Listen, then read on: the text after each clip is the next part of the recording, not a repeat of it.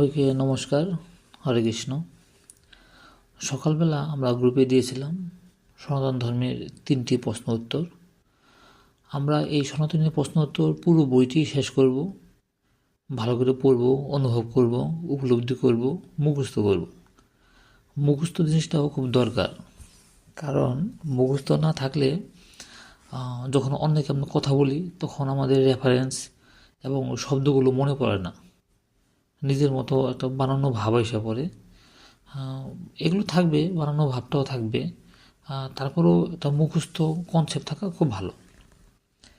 যাই হোক, আমরা একটু আলোচনা করি আর কি। প্রথমে প্রশ্নটা আমাদের ছিল, আমাদের ধর্মের নাম কি? আমাদের ধর্মের নামই ধর্ম। এই জিনিসটা আসলে আমরা সহজে বুঝতে পারি না বর্তমান সময়ে, কিন্তু একটা সময়ে আমাদের এই ধর্মের নামই ধর্ম হিসেবেই সবাই চিনতো, জানতো। আমরা মহাভারতের যে সিরিয়ালগুলো দেখি বা মহাভারত গ্রন্থ বা এরকম যে গ্রন্থগুলো পড়ি, সেখানে সবসময় বলে থাকে যে ধর্ম রক্ষা করতে হবে, ধর্মের জন্য যুদ্ধ করতে হবে, ধর্ম পালন করতে হবে। এখানে কিন্তু সনাতন ধর্ম, হিন্দু ধর্ম এরকম কোনো শব্দ কিন্তু বলা হয় না, শুধু ধর্ম শব্দটাই বলা হয়। কারণ ধর্ম শব্দটা সংস্কৃত শব্দ, এবং ধর্ম শব্দের অর্থ ধারণ করা। যা আমরা ধারণ করি সেটাই হচ্ছে ধর্ম। এবং এই ধর্মটা, এই শব্দটাও বেদ থেকে এসেছে, সংস্কৃত শব্দ। এবং কি বেদের একটি রেফারেন্স রয়েছে এখানে, আমরা এই প্রশ্ন মধ্যে দিয়ে দিছি। ঋগ্বেদ 10, 90, 16। 10, 90, 16 অর্থ বোঝায় দশম মণ্ডল, 90 নাম্বার সূক্ত, 16 নাম্বার মন্ত্র। ঋগ্বেদ এইভাবে ভাগ করা হয়েছে।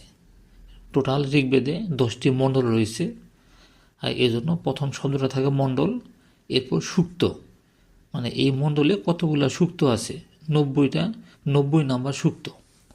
আর এই সূক্তে কতগুলা মন্ত্র রয়েছে, 16 নাম্বার মন্ত্র। সেখানে বলা হয়েছে দেবতারা যজ্ঞ দ্বারা যজ্ঞ সম্পাদন করলেন, তাই সর্বপ্রথম ধর্ম অনুষ্ঠান, মানে প্রথম যারা তারা যজ্ঞ করলেন সেটাই হলো ধর্ম অনুষ্ঠান। আর এই ধর্মের নামে আমরা বারবার বলতেছি ধর্ম। এই বিবরণাদি পুরাণে 16 অধ্যায় 106 নম্বর শ্লোকে বলা হয়েছে, বেদ যাহা বলিয়াছে তাই ধর্ম, তাহার যে বিপরীত সেই অধর্ম।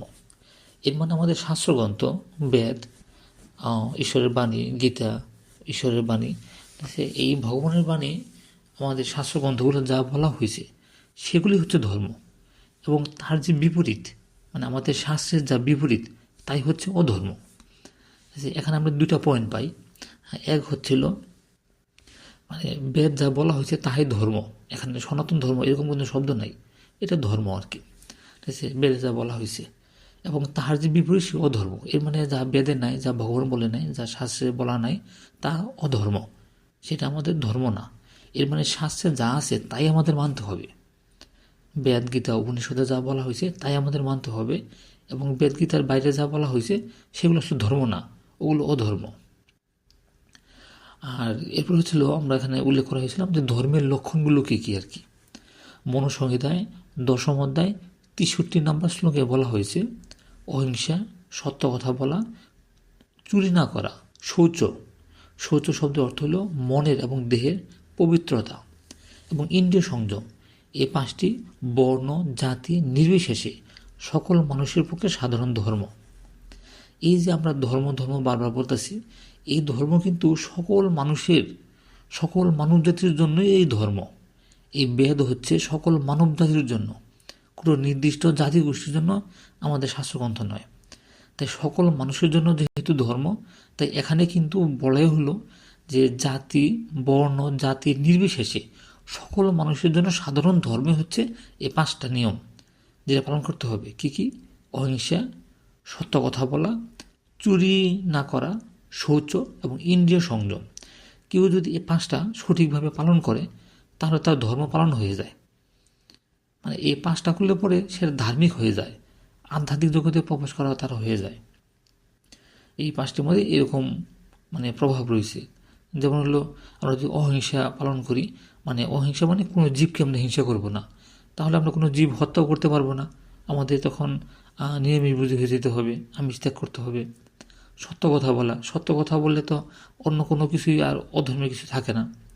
চুরি না করা, মানে অন্যের কোনো কিছু লোভ, অন্যের কোনো কিছু আকাঙ্ক্ষা বা নিয়ে যাওয়া, চুরি না করা।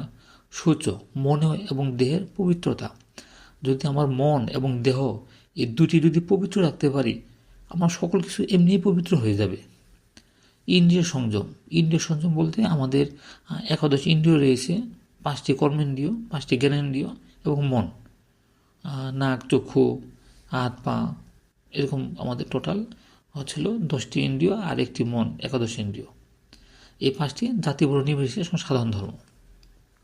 এর পরবর্তী প্রশ্ন ছিল আমাদের, তাহলে সনাতন ধর্ম কাকে বলে? এখন সনাতন এই শব্দটা আমাদের শাস্ত্রেও বলা হয়েছে। সনাতন ধর্ম কেন আমাদেরকে বলা হচ্ছে, এর কারণ হচ্ছিল সনাতন শব্দের অর্থ হচ্ছে শাশ্বত, চিরন্তন, যা পূর্বে ছিল, বর্তমানে আছে, ভবিষ্যতে থাকবে। আর স্বয়ং এই সনাতন ধর্মের প্রবর্তক হচ্ছে স্বয়ং ঈশ্বর। এটা একটা মজার বিষয় হলো, যেমন সনাতন শব্দ হচ্ছে চিরন্তন, শাশ্বত, মানে ঈশ্বর কিন্তু চিরন্তন, শাশ্বত। ঈশ্বরের জন্ম নাই, মৃত্যু নাই, আদি নাই, শেষ নাই। সেক্ষেত্রে ঈশ্বরই কিন্তু সনাতন। তাহলে ঈশ্বর সৃষ্ট যে শাস্ত্রগ্রন্থ বেদ, সে সনাতন। তাই বেদকে অনুসরণ করা যে ধর্ম, সে ধর্ম সনাতন। আমি আরেকটু সহজ করে বলি, সনাতন মানে হচ্ছে শাশ্বত, চিরন্তন। তাহলে ঈশ্বরকে বলা হয় শাশ্বত, চিরন্তন। তাহলে ঈশ্বর প্রদত্ত যে গ্রন্থ আমাদেরকে দেওয়া হয়েছে মানব জাতির জন্য, বেদ, সে বেদ হচ্ছে সনাতন গ্রন্থ। তাই ঈশ্বর এবং বেদকে অনুসরণ করে যারা চলে, তারা সনাতন ধর্মের অন্তর্ভুক্ত। এই জন্য আমাদের ধর্মের নামও সনাতন ধর্ম, চিরন্তন ধর্ম। আর এই সনাতন ধর্মের রক্ষক স্বয়ং ভগবান, স্বয়ং পরমেশ্বর ভগবান। গীতায় 14 অধ্যায় 27 নম্বর শ্লোকে বলা হলো, আমি সনাতন ধর্মে আশ্রয় বা রক্ষক। এই কারণে, আর এই সনাতন ধর্ম হচ্ছিল আত্মার ধর্ম। এই আত্মার ধর্মই হচ্ছে সনাতন ধর্ম। কারণ ধর্ম কখনো ত্যাগ হয় না, গ্রহণ করা যায় না। যেমন আগুনের ধর্ম তাপ দেওয়া, আলো দেওয়া, লবণের ধর্ম নুন দেওয়া, মরিচের ধর্ম ঝাল, মিষ্টির ধর্ম মিষ্টতা। এরকম প্রত্যেকটা বস্তুরই মানে গুণ এবং বৈশিষ্ট্য রয়েছে। মানে গুণ এবং বৈশিষ্ট্য থাকলে সেটা হচ্ছে তার ধর্ম। সেরকম যেহেতু আমরা প্রকৃতপক্ষে দেহ নই, আত্মা, সে আত্মারই একটি ধর্ম রয়েছে, সেবা করা, ভালোবাসা, আনন্দ ভোগ করা। এটা হচ্ছে চিরন্তন, এবং এই ধর্ম কখনো ত্যাগ করা যায় না, গ্রহণ করা যায় না। তাই সনাতন ধর্ম কোনোদিন ত্যাগ হয় না, গ্রহণ হয় না। শুধু পালন করা আর না করার মধ্যে পার্থক্য। কেউ যদি ঈশ্বর ভক্ত হয়, ভগবানের ভক্ত হয় এবং বেদ গীতা অনুসরণ করে চলে, তাহলে সে সনাতন ধর্ম পালন করতেছে। আর যদি অনুসরণ করে না চলে, সে সনাতন ধর্ম পালন করতেছে না। এর মধ্যে কোনো ভেদাভেদ নাই। মানুষ, পশু, পাখি, কীট পতঙ্গ প্রত্যেকেই সনাতন ধর্মাবলম্বী। সনাতন ধর্ম শুধু একটা মানব গোষ্ঠীর মধ্যে সীমাবদ্ধ নয়। তাহলে এত কিছু পরে, তাহলে হিন্দু ধর্ম বলতে তাহলে কাকে বোঝায় আসলে? আসলে হিন্দু শব্দটা আমাদের সনাতন ধর্মে শাস্ত্রগ্রন্থে কোথাও খুঁজে পাওয়া যায় না। আসলে হিন্দু শব্দটা পরবর্তীতে সৃষ্টি হয়েছে। আসলে আসলে যখন বিভিন্ন ধর্মগুলো সৃষ্টি হলো, যেমন 5000 বছর আগে শুধু সনাতন ধর্মই ছিল, তখন অন্য কোনো ধর্মের অস্তিত্ব খুঁজে পাওয়া যায় না।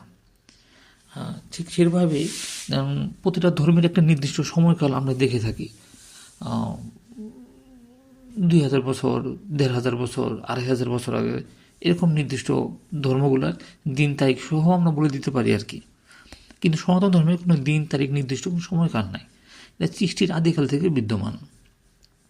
এই সনাতন ধর্মে 5000 বছর আগেও আমাদের এই ধর্মের নাম ধর্ম, সনাতন ধর্ম এরকম বলা হতো। কিন্তু ধাপে ধাপে পৃথিবীর বিভিন্ন জায়গায় সময় পরিপ্রেক্ষিতে বিভিন্ন মত সৃষ্টি হয়েছে, সেগুলো ধর্ম নামে আখ্যায়িত হয়েছে। এবং এজন্য আমাদের এই ধর্মটাকেও, সনাতন ধর্মটাকেও একটা নির্দিষ্ট প্ল্যাটফর্ম দেওয়ার জন্য একটা ধর্ম নাম দেওয়া হয়েছে। যেমন হিন্দুকুশ, হিন্দুকুশ যে পর্বতমালা, এই পর্বতমালার এই পাশে আমরা যারা ভারত ভূখণ্ডে বাস করি এবং সিন্ধু নদীর এই পাশে যারা বাস করি, তাদেরকে হিন্দু বলে অভিহিত করা হয়েছে।